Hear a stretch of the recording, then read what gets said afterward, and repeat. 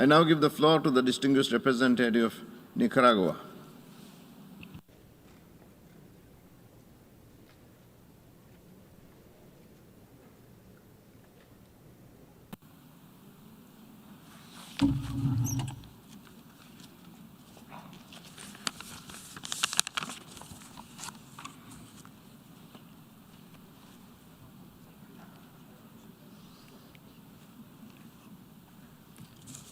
Señor Presidente.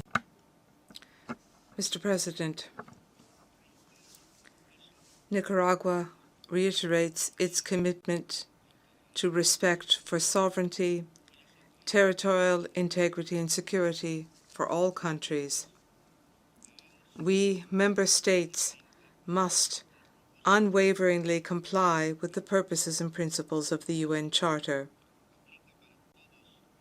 This applies to all member states of the United Nations.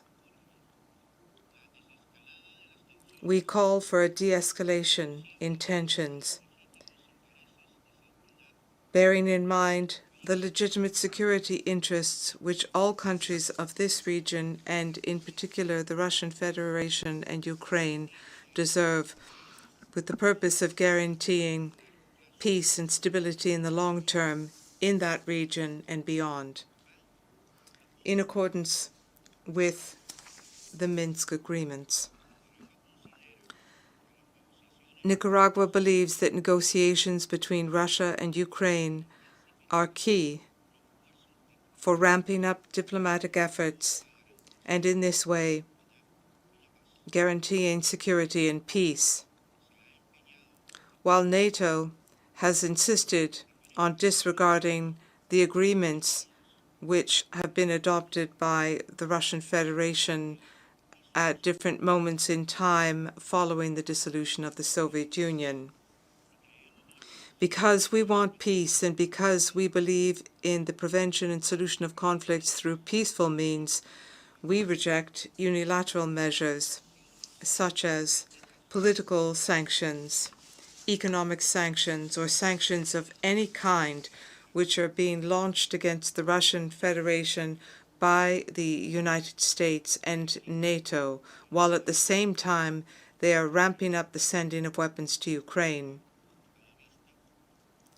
This clearly shows that the United States and NATO are already involved in this conflict, which has global dimensions. All this escalation does is fuel war, and leaving in its wake death, casualties, and massive migrations of families who are victims of these hegemonic policies. These policies are already having a serious impact on the global economy, and the people of this planet are the victims of this crisis, which is yet another crisis in the aftermath of the loss of life and damage due to the economy resulting from the virus which unleashed a pandemic on the world.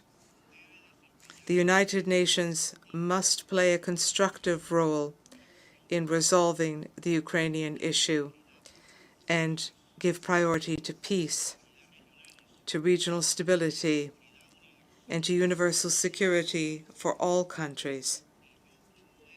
It must not promote tension or actions which will escalate the conflict. Mr. President, this regrettable conflict and loss of life could have been avoided. It did not need to happen.